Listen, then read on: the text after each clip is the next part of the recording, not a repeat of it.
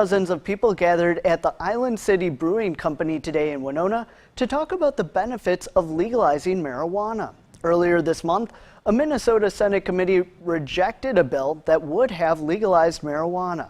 News 8's Scott Behrens explains how, despite this, advocates say there are many reasons why it should be passed. The Minnesota campaign for full legalization is traveling around the state to try and inspire residents to rally around marijuana legalization. They say there are many reasons to legalize it, including economic benefits, a safer marijuana industry, and even reducing suicide rates.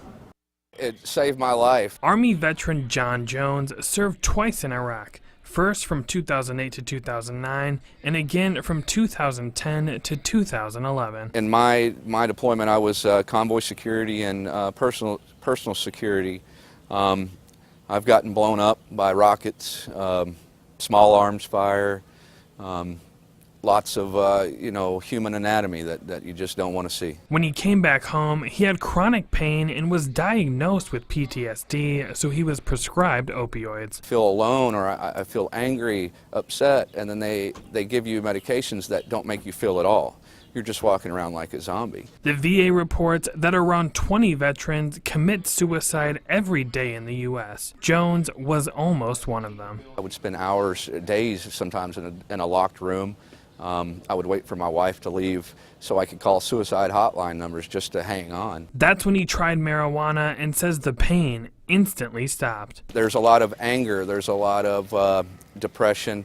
You feel real sad. When you use cannabis for those things, it's like an immediate relief. The president of the Minnesota campaign for full legalization says it's not just veterans who would benefit from the legalization of marijuana, it's the entire state. Would we rather have it unregulated and untaxed or regulated and taxed? He says the sale of marijuana isn't going to stop, so the state should legalize it to make it safer. It's on your corner in your alley, or it's in a safe store where they card people, where there's security, where the products are tested and there's quality assurance. Harkis is traveling with Jones around the state to try and get more people excited about marijuana legalization. We're trying to organize a statewide campaign where we have people in every single district who are activated to lobby their legislators.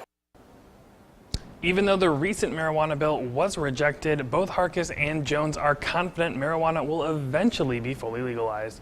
Right now, medical cannabis is legal in Minnesota, but Jones says it's expensive and many veterans can't afford it. Mal.